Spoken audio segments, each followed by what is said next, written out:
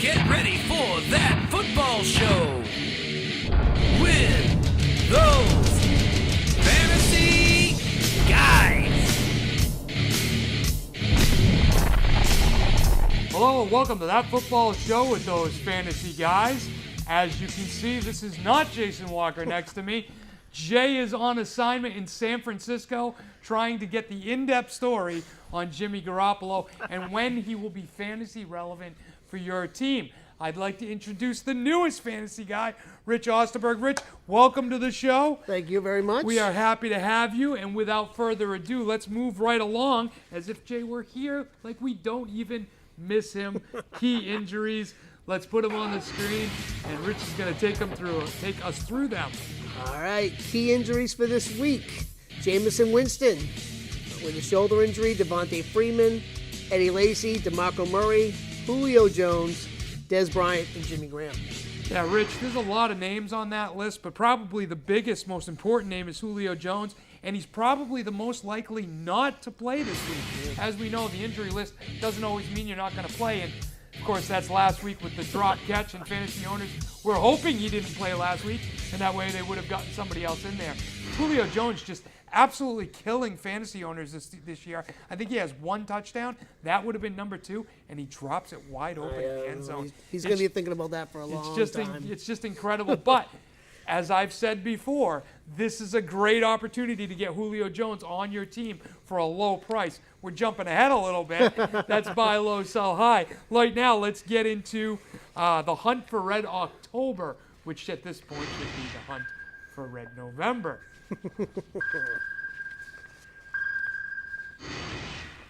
So, Rich, the teams that are on a bye this week are, let's take a look at that graphic: Oakland, Kansas City, Philadelphia, Baltimore. Of course, that includes Derek Carr, Marshawn Lynch, Michael Crabtree, who's the better wide receiver on that team.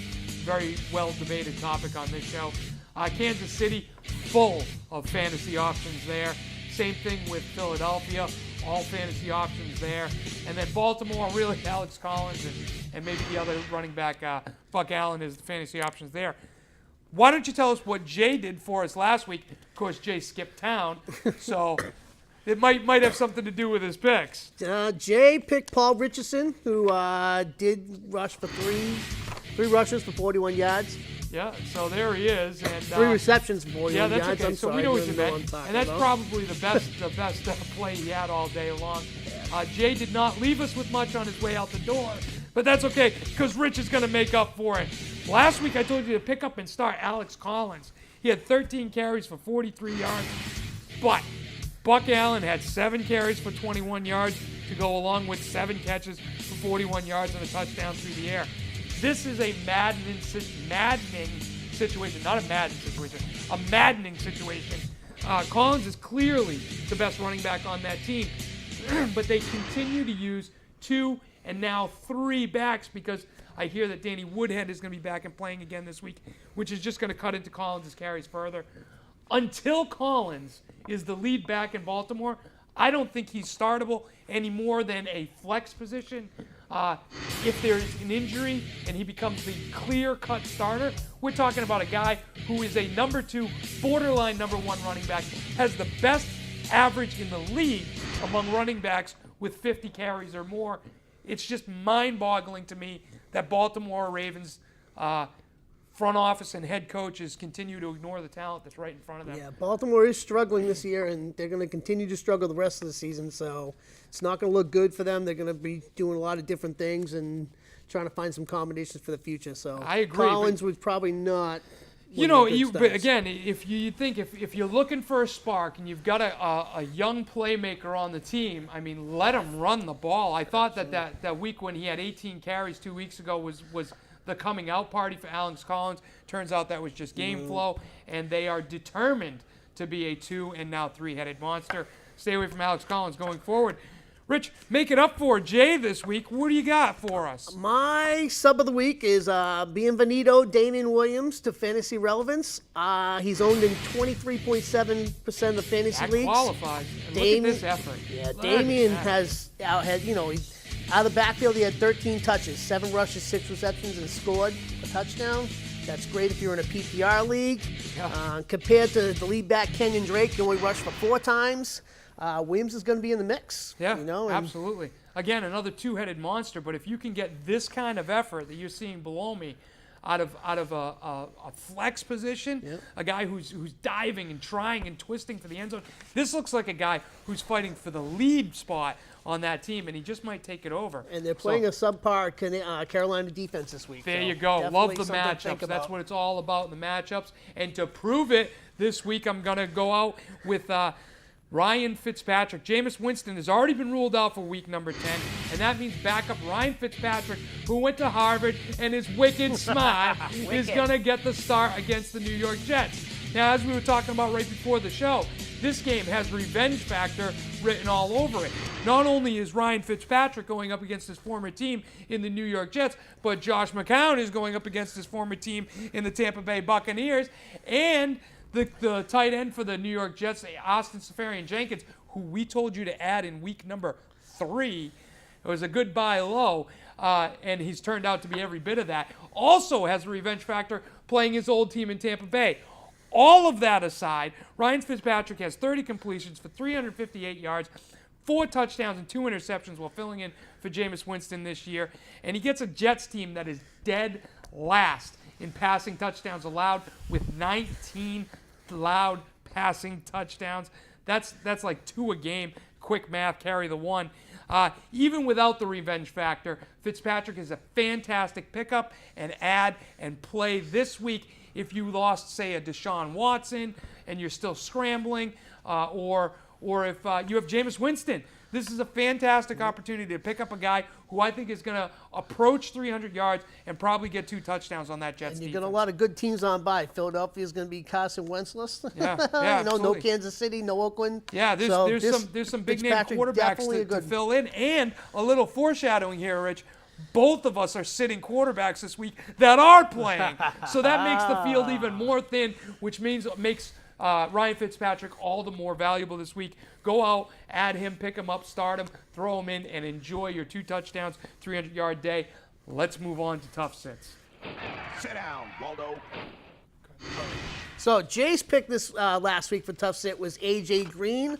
Kudos to Jay. Absolutely. Although he did not know that it was going to be A.J. Green was going to be thrown out of the game for fighting. Maybe he did know. Jay seems to have some kind of intuition. Yeah, but Jay's a either pretty way, smart guy, but either I don't know way, if A.J. Green had don't one give him that catch. much credit. Jay, he had 1 catch for 6 yards and wasn't much of a factor in that game at all. So I guess Jay will chalk that one up as a win. Yeah. Now, last week, I told you to sit down Jay Ajayi on his new team, or Ajayi, or Ajayi, or however you say his name.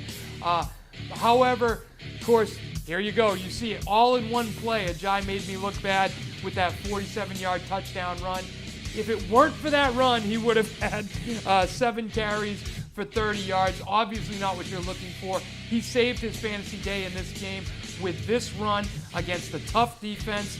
I think Ajayi is a guy who's going to get you yardage in PPR leagues, but as we discussed earlier before the show, might not be the guy at the goal line. Yeah. Something to think about moving on. Let's move on to this week. Rich, give us your best pick for a tough sit this week. My hard sit came down to 2 quarterbacks, one of them the GOAT, but the one I'm going to choose to sit is Phillip Rivers. Phillip Rivers is traveling to the East Coast, 1 strike, facing a Jaguars defense that's 3rd in the league in interceptions, and the Jaguar defense is toward the bottom in rushing. Yep. So I think San Diego's going to give him a healthy dose of Melvin Gordon. I couldn't agree more. And the Rivers-Allen magic this year has combined for 500 yards, but there's only been 1 touchdown between them. Yeah. So I Can't point. gotta sit Rivers this week. Yeah, I don't blame you at all. And you say that they're 3rd in the league in interceptions. They're actually 1st in overall passing defense. Yeah. And like you said, we've highlighted it many times on the show. West Coast teams traveling to the East Coast, playing that 1 o'clock game. It's just never pretty. I can't remember a game that was a good fantasy output from a West Coast player traveling to the East Coast at 1 o'clock. It's just hard. You know, your body gets on a rhythm. You wake up at the same time every day. All of a sudden, you're playing a football game at 10 o'clock in the morning. Yeah, it's tough. It's a different feeling, and it really affects these guys. As a matter of fact, before I saw your script for this week, Phillip Rivers was my tough sit, so I had to go back down into the trenches and find a better one. That's how much I like this pick. I had to make him work. And here comes Another quarterback for tough sits, as I mentioned, making Ryan Fitzpatrick all that much more valuable. This week, I'm telling you to sit down Drew Brees. On the season, he is 197 for 2,214 yards with 13 total touchdowns to go along with 4 interceptions. If you haven't noticed, this is a Saints team that looks a little different from prior years. Their defense is not only stopping NFL teams, but they're taking the ball away, and they're running the ball more. This is a team that is no longer asking Drew Brees to pass the ball 50 times a game to win them football games.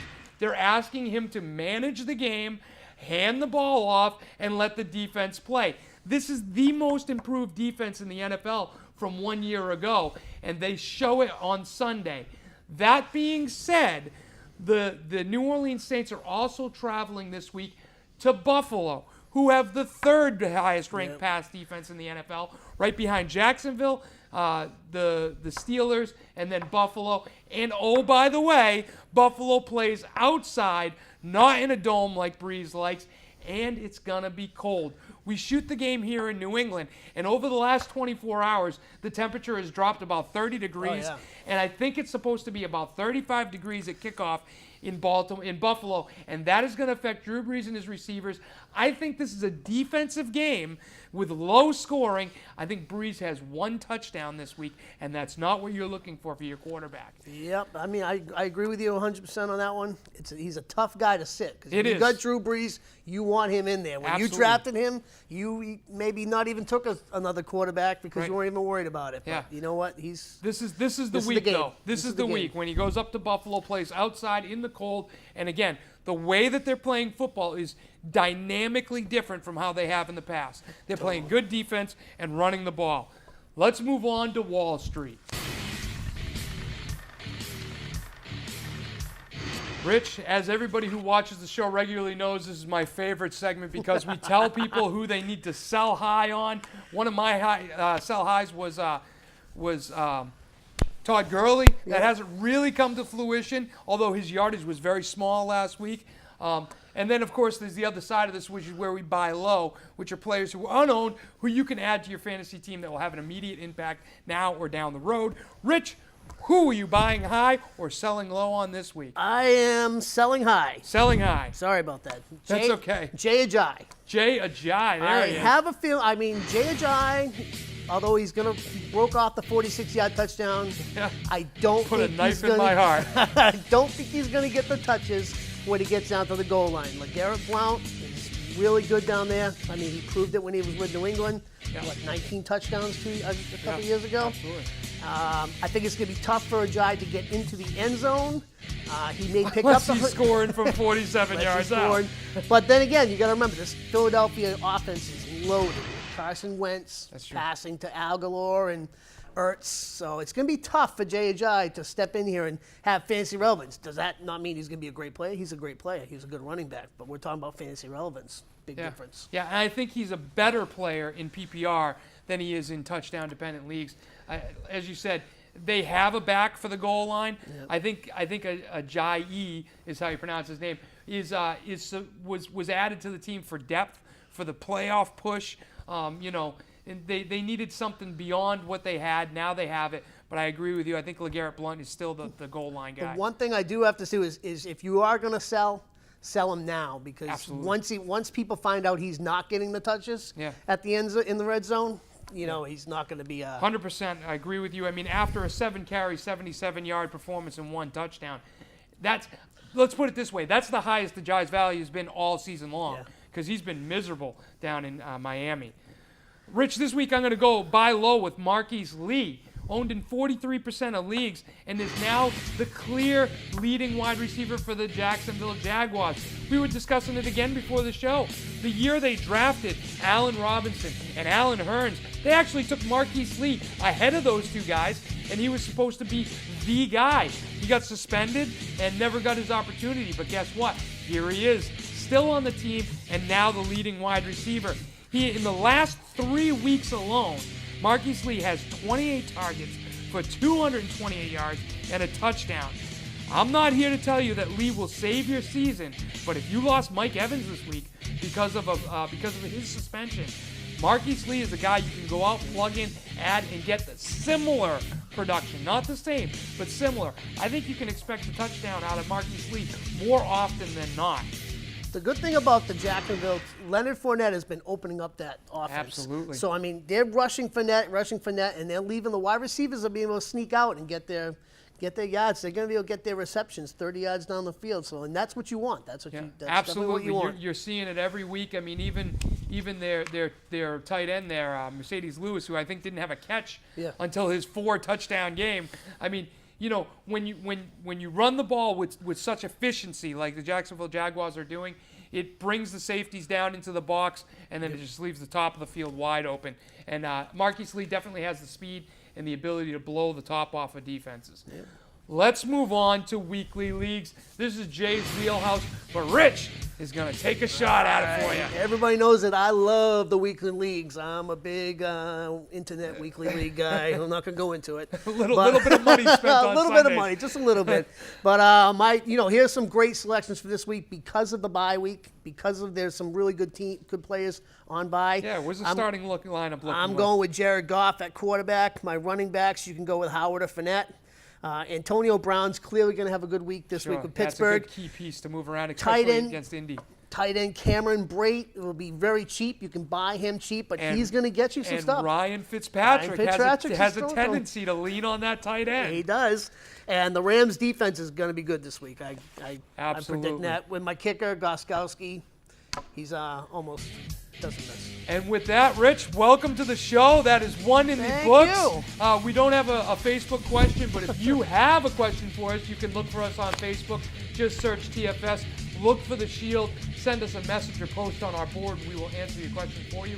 We look forward to seeing you in future episodes, Rich. I think maybe you might see we can't wait to see a little bit more of Rich Osterberg. I got a little surprise for you next week. Until week 11, we'll see you next time, everybody. Bye-bye.